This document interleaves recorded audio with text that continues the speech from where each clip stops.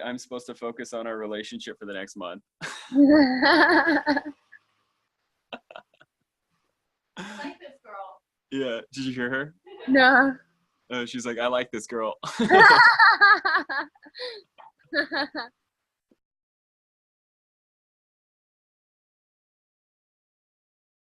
I've asked Daisy to do a quick live reading of my chart, so I gave her my information correctly this time. You will always be a Leo, you know, in your sun sign. Wait, I thought I'm a Libra. No, did I have your right birth date, the 10th of August, 1982? No. Shit. Oh, sorry. I can change it now. I'm sorry. Oh, you know what it is? It's 10/8/82, but in America we put the month first. Ah, okay. When you first said Leo, my initial thought was like, oh shit, it sounds like she knows what she's talking about, but she got that wrong. This is bad. So yeah, no, you're right. Your sun's in Libra. So sun in Libra. So now, because you're 36, your sun would actually now be in Scorpio. So this is like in a progressed chart, your sun would have moved into Scorpio. So by progression and on an evolutionary, from an evolutionary perspective, the sun in Scorpio, it means that like you now have this flavor of really wanting to like merge and share resources and learn how you can like really start.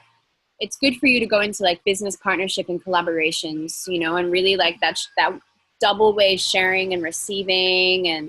And Scorpio is also very much like penetrating, like being a detective, wanting to get to the bottom of things, you know. So like your soul's being called to like penetrate through everything and like see no bullshit. And You know, it's so funny that you say that because so I'm collaborating now. Like I was doing breath work and counseling as my service and healing, you know, for the community. And then a couple months ago, I started this YouTube channel where I'm now collaborating and interviewing and talking to people about how they're being of service and how they're exercising and experiencing their spirituality.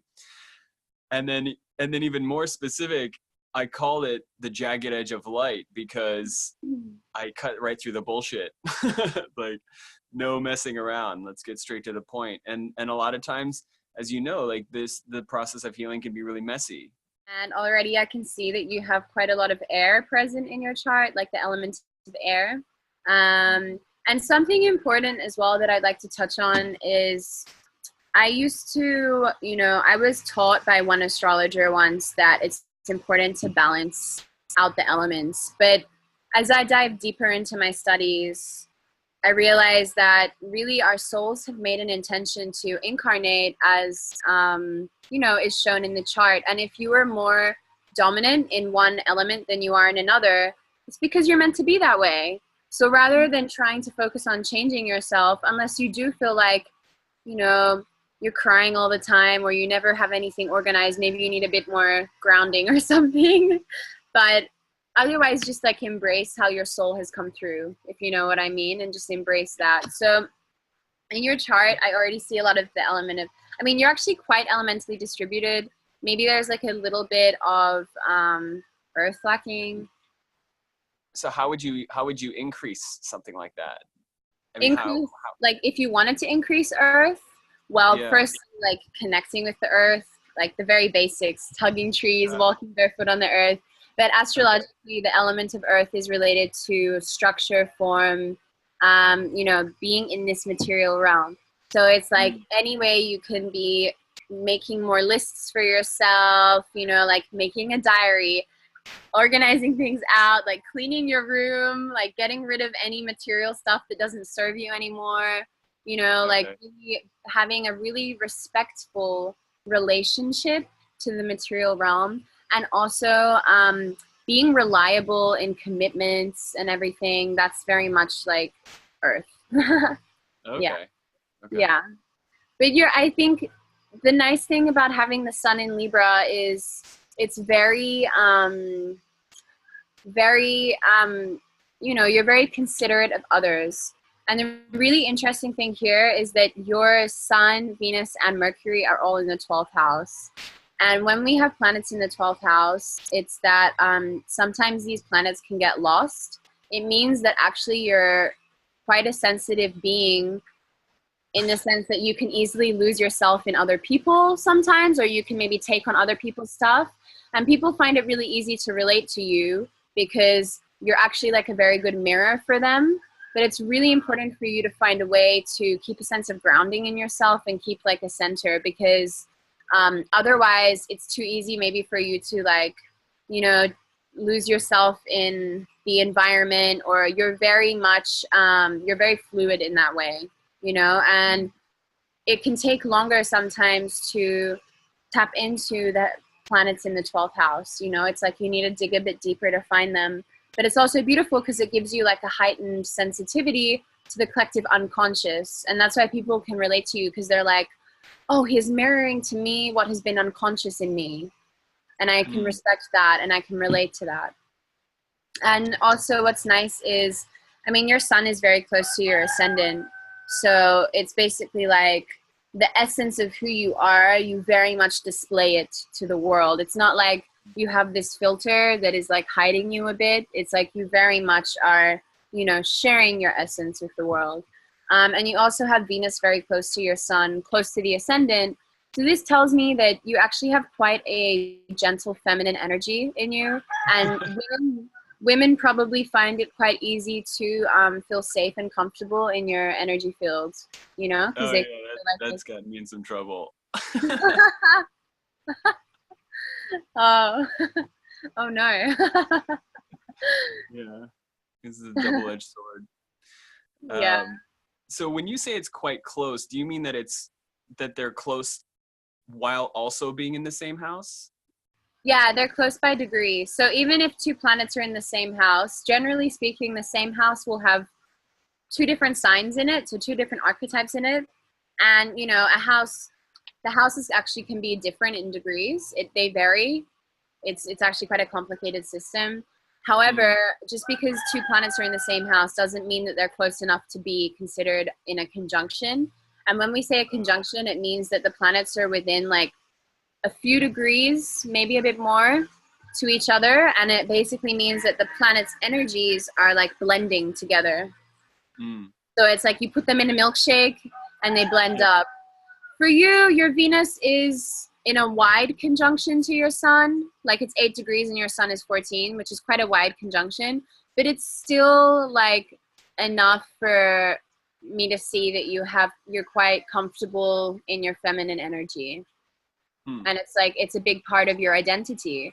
And the other really beautiful thing about astrology is that when I say feminine and masculine, try not to think about the stereotypical masculine and feminine, you know? Right. Feminine in astrology, like sometimes your Venus can be in a masculine archetype, which means that say someone's Venus is in Aries, you know, and I might get women who come to me and they feel like, I just want to be more in my feminine. And I'm like, well, look, you are a woman, but you are like a pioneer. You are like a warrior woman, you know, and that's your feminine archetype. Being the warrior, being like powerful and out there and protecting those that are close to you and the ones that you love and the ones who can't protect themselves. So it's also about like reconditioning the mind as to what feminine and masculine is, you know? For example, Mars can also be in quite a feminine archetype, like Cancer, which makes you highly sensitive and wanting to create a safe, nurturing space. Your Mars is actually in Sagittarius, which is a masculine archetype. So the Mars in Sagittarius, he is very like fueled towards wanting to gain truth. He needs to know the higher truths of the world, and he gains that through experience and through travel. And your Mars is also highly geared towards the shadow side of it, could be because of being in the second house, maybe basing his self-worth too much on his material reality, which could maybe be something that you've moved out of in the past. Yeah, that's funny you should say that. So wait, is that related to one of my returns, or is that like a general thing for my life, is to kind of work through? general thing for your life, but Mars returns like every 2 years. So you know, in the healing work that I've done personally and that I assist with, you know, there's this assumption a lot of times where people say, well, I already addressed that with my dad, or I already addressed that with my mom, so why am I going through this again?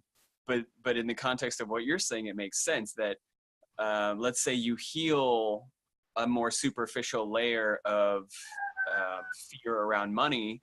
yeah, That's in my case something that I inherited from my father, but then, you know, here comes 2 years later, it returns again, and then it's like, oh well, actually there's a little bit more to be looked at. yeah, totally. I mean, whenever a transit comes around, it's triggering a lesson to be learned, you know, Yeah. triggering something for integration. And if you haven't fully like dealt with something, or, you know, or even if you have fully dealt with something, maybe it's just testing you to see if it doesn't, you know, trigger you anymore. Right. Yeah. Yeah. Yeah. So Before I continue on that, something really interesting that as well that I'll just quickly touch on is your karmic patterning, which I'm seeing mhm. is it's like you've come from many past lives in the student role, but you're learning very much in like the masculine and also in sort of a traditional sense, you know, like an authority, like this is how you should learn, and you were very like, you know, that's high academic person and very ambitious and achieving. And in this lifetime, you're asked to actually move away from that and fully move into teaching. So moving away from the student, fully move into teaching people in a way that you can like deeply nurture their souls. And you're moving towards Cancer, so you're actually really moving into the feminine in this lifetime and embracing the feminine, and teaching people in like a really like nurturing, mothering way. Like you're very much here to be a teacher. It's going to be very healing for you, having very sensual experiences with your Chiron and Taurus in the eighth, really sensual physical experiences with your beloved. It's going to open up a lot for you, healing wise. It's very important. And really like allowing yourself to be vulnerable in those situations. Well, this is really cool, actually. So Jupiter is hitting your Neptune in the third house in Sagittarius. So this is a really beautiful time to be expanding yourself on a spiritual level. Like if you can go and do like some sort of like even like meditation course, or like you can do like your at-home Vipassana, but like this is a really beautiful time to be like channeling and receiving messages from the divine. Wow. I don't know if you're feeling more sensitive to it at the moment. Are you? Oh yeah, totally. I mean, it's actually been kind of chaos. My sleep's off. My dreams are just wild. Yeah. Yeah. Yeah. Yeah. Yeah. Wow. How And long you is have that to gonna remember last? that like you were constantly like your natal chart, you are constantly tapped into the collective unconscious. So you do not just bear the weight of your own shit. You're bearing the weight of everyone's shit because you're so tapped, which is also what makes you an amazing teacher, an amazing healer. But you also need to remember that constantly. Whenever you're having dreams, are they messages also for the collective as well? Like, do they need to be shared with people? Yeah. That's interesting. Yeah. Thanks for confirming that, because I do, in a lot of ways, feel the weight of the world. And Jupiter is also opposing your moon at the moment. So there's a huge sense. Is it your girlfriend? Yeah, she's here. Oh, hi. Yeah, a huge sensitivity and expansion. I mean, Jupiter is a very expansive planet. So also opposing your moon, there can be like a huge expansion around, it's really hitting your axis of truth. And a huge expansion around like what is true to you, you know, and shedding away and breaking away anything that is not true to you to create space for more truth to arrive and to come in.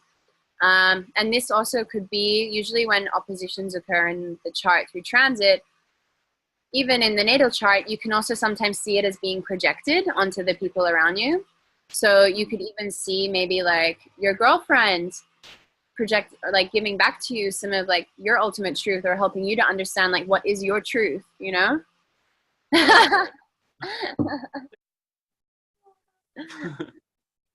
She's like, yeah, I'm always right. Yeah. It was Yay. really fun chatting with you. Yeah, thank you so much. Have a beautiful day. Yeah, you too. Take care. Thanks.